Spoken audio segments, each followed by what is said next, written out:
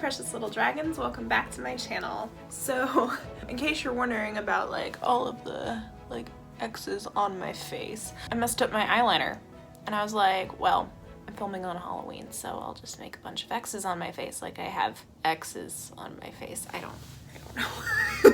I was just like, well, let's do something because I don't want to redo my whole eye look. So here we are. Anyway, today I am going to be doing the unpopular book tag, which was started by the Book Archer fun channel. Link it up here. Honestly, I'm just filming a bunch of tag videos today because I keep meaning to do it after I film my next book look, and I just haven't felt like filming. I even have like my entire notes document up for like the next 3 book looks, and I haven't had the gumption to actually sit down and film the whole thing, so we're just doing little tag videos. And yeah. Anyway, okay, so unpopular book tag. Question number 1. A popular book that you hate. So in my case, this is just that I don't care for, just because I don't know. I don't really hate books unless I feel they're like really, really bad, and I haven't read a lot of the ones that I'm just not interested in. So, you know, whatever. Anyway, so I'm going to say, well, there's 2. So the first one is Mockingjay, which that one I think is more legitimately close to hate. Honestly, just because I don't really like Hunger Games as a whole. Dystopian is not my thing. And because I really just didn't like Mockingjay. Was not my thing. The other thing I was going to say was maybe Little Women, which I feel like is a lot more controversial because I feel like a lot of people didn't like Mockingjay, which is why I was like, does it really fit here?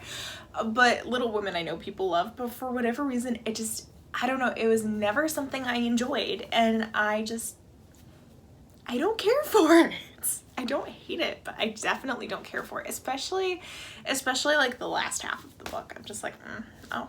Not really. Question number 2. A book or series that everyone else seems to hate but you love. I got nothing for this. I don't know. I can't think of anything. I'm sure there's something. Yeah, I'm sure there's something. I just don't know. The only thing that comes to mind is maybe the Inheritance series, because I feel like a lot of people kind of, especially in recent years, have been kind of unfairly hating on it and just calling it a ripoff of like a bunch of other fantasy things. And I'm like, fantasy is a ripoff of mythology, which is, I mean, like, there's very few original things in fantasy, I feel like. So, and especially considering he wrote the first book when he was 15, I was like, well, I still think it's good. So I still love the series, and I feel like a lot of people don't anymore. Like, I feel like it's one of those things people have like shifted their opinions on, and I'm now starting to see it come back around. They're like, well, actually it's a really good intro to fantasy, and like it's not the greatest epic fantasy, but it's a good intro. I'm like, yeah, duh, we all read it when we were, I mean, not all, but like a lot of us read it when we were kids, and like, yeah, that was one of my first intros into fantasy, like actually reading it, because like, I mean, obviously Lion, the Witch and the Wardrobe, Lord of the Rings were like my first intros into fantasy, but Lord of the Rings was more like watching the movies and understanding the concept of the stories, because I didn't read it until a lot later. Anyway, that's aside the point. That's all I have for that one. I'm not even sure if it really fits, but we're going with that. 3. A love triangle where the main character ended with the person you did not want them with, or an OTP that you don't like. I tend to avoid books with love triangles. So again, I did used to be mad that Katniss ended up with Peeta instead of Gale. Now I'm just kind of mad that she ended up with anybody. It just didn't, whatever. I just, again, I don't like that series. The first one, I'll give it, was very, very, very influential for dystopian fiction, and especially for young adult dystopian. I mean, it kind of broke a lot of ground there, but I'm just, it's not my cup of tea. But also now I just don't care. So it's not even so much that I care who she ends up with, I just don't care about the series. An OTP I don't like. I would say John Locke or John Watson and Sherlock as anything more than platonic soulmates. I feel like this would have been like more of a unpopular opinion like 5 to 6 years ago when like BBC Sherlock was like booming, but I still stand by it. I'm Like, anything more than platonic soulmates, and I'm not for it. That's where I'm at. Like, just let Sherlock be his asexual self and John be his, like, absolute best, closest friend in the universe. Like, I just get annoyed when everything has to be romance. Sorry. Not sorry. Especially when it comes to friendships. Dang it. Okay, sorry. I swear I won't rant. That's the whole point of this tag though. So I'm allowed to rant. I'm allowed to rant. I'm allowed to feel these emotions and rant about things that frustrate me. And it frustrates me that everything has to be romance. I'm like, let friendships exist. Let close friendships exist, especially heck between guys. Like it's like as soon as like men are close, it's like they're gay. I'm like, they can be gay, but also close male friendships can exist. Men are allowed to be intimate and men are allowed to have close soul bonds with each other that are like more deep and lasting than, hey, pass me a beer, let's talk about football, bro. That was a really weird accent. I don't know what that was. Anyway, that's okay. I'm done ranting. Again, this probably was more relevant to fandom book nerdy conversations 5 or 6 years ago, but I stand by it. That's all I have. Okay, wow, I was not expecting to get so heated over that question. Wow. Okay. 4. A popular book genre you hardly reach for. So I'm going to say horror/thriller. I just can't do it. My anxiety just says no thanks. I check out. I cannot do it. I can once in a while do a suspense, and sometimes I'll start reading a thriller not realizing it's a thriller, and then I have to finish it because I'm just like, well, I need to finish books. I very rarely DNF books, but true horror I steer away from. I don't think I've ever actually read a true horror. I don't watch horror films. I don't do gore. I hate jump scares. I think the closest to horror I've ever watched is Crimson Peak, and I watched it purely for Tom Hiddleston. It actually wasn't that scary. It was like more of a gothic thriller kind of thing. Anyway, side the point again. But yeah, I just can't do it. Even now that my anxiety is a lot better and I could maybe probably handle it okay, like more in the thriller section than the horror section, because again, I'm just not doing horror.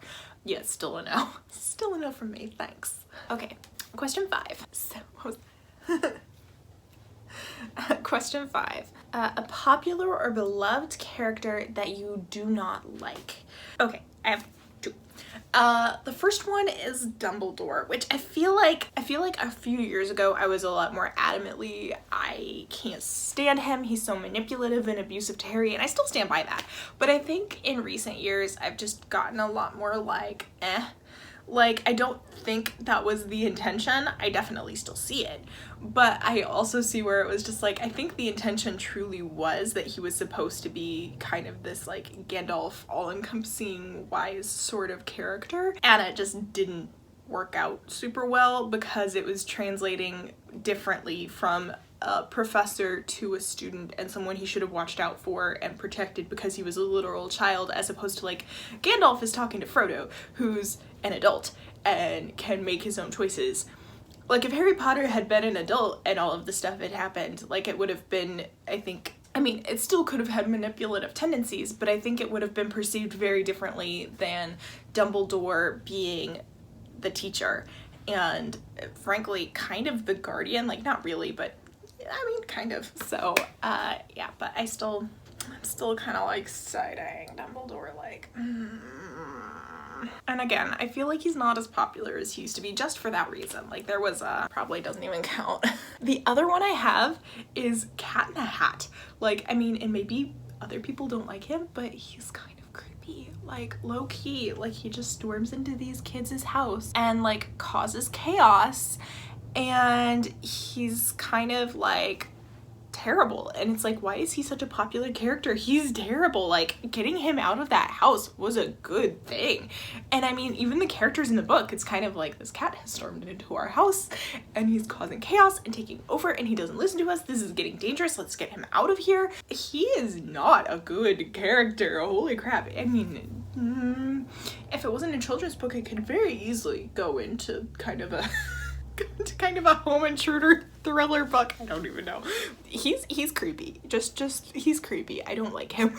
Number 6, a popular author that you can't seem to get into. Okay, so I have a few. So Cassandra Clare, I read the first couple books, I think, of Mortal Instruments, and it just didn't click for me, and I haven't read anything of her since. I think that's probably the biggest one where I actually did give it a shot, and I just was like, not really here for it. And I think in general, just I feel like I read a lot of YA, but I don't read a lot of like popular YA, if that makes sense. Like all of the authors that like everyone reads, I'm just kind of like less there for. The next one would be Sarah J Maas, and that's one I haven't tried yet. I haven't tried anything from her, but I've just kind of have been like, I don't care. And then George R.R. Martin, which that's going into adult fantasy, but I even have the first book, Song of Ice and Fire, and I haven't been able to pick it up yet. I'm just like, I feel like I might be able to like it, but I can't, I just barely care. Is that sacrilegious to say as a fantasy fan? 7, a popular book trope you're tired of seeing. This should come as zero surprise to you, but love triangles. I don't like them. It took me forever to get into romances in general, and they're still not my favorite genre. But love triangles, especially just smashed into a story for the sake of it, I can't stand it. And I can't stand him. Yeah, but just valuing romance over any other type or quality of relationship, and like just shoehorning it into a story for the sake of it, I'm not here for it. We've already had this discussion. Number 8, a popular series you have no interest in reading. Yeah, again, kind of thrown off class. Sorry, Lauren.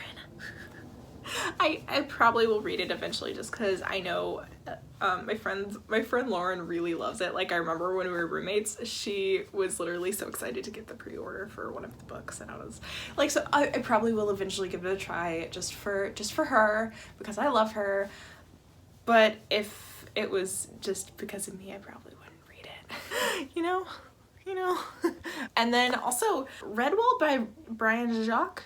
Is that just it? Brian Jacques? I feel like there's something else I'm missing in that name. Anyway, I never read it as a kid. I don't like stories with like talking animals usually, or just like where animals are the main character. Like, I don't know, it just doesn't do it for me. And that doesn't cross over into like if they're not the only characters. Like if it's something like Narnia, where there's talking animals in addition to other types of creatures or humans or whatever, and it's not the biggest thing, then that's fine. But if it's a story that's all about talking mice, or a story that's all about talking animals, or I even remember I read this series called like Wolves of the Beyond, like a really long time ago, and that like the story itself was okay, but I don't know, talking animals, I can't even do it in movies. My sister loved Spirit when we were growing up, and I hated it purely because it was just a story about a horse, and I was like, nah, sorry. So yeah, I know it was super popular and it holds a lot of nostalgia for other people, but I never read it and I never cared. And the last question, which I feel is weird that there's 9 questions as opposed to 10, but whatever. The saying goes, the book is better than the movie. But what movie or TV adaptation do you prefer more than the book? I prefer Princess Diaries, the movie, more than the book. And this could be an instance of, because I saw the movie first, I grew up watching the movie, I loved it so much. I even loved the second movie. Like, I know a lot of people trash on the second movie, but I loved both of them. I mean, part of it is just Julie Andrews, queen, literal queen.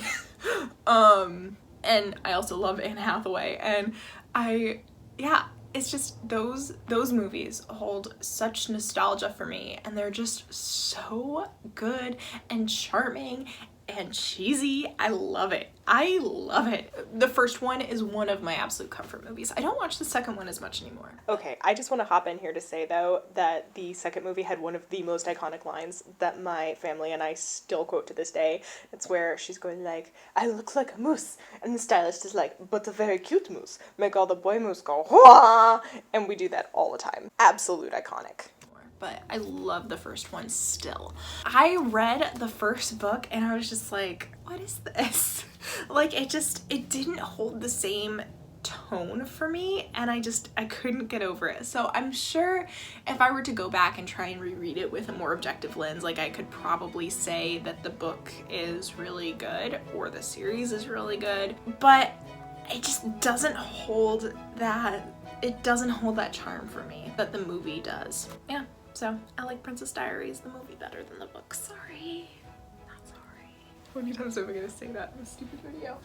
Anyway, that's all the questions. That's all I have. You've listened to me ranting about relationships written in books for 18 minutes. I mean, that wasn't the whole thing, obviously, but... Anyway, that is all I have today. Thank you so much for joining me. Stay magic. Keep reading. I love you all so much, and I hope you have a beautiful day. Goodbye.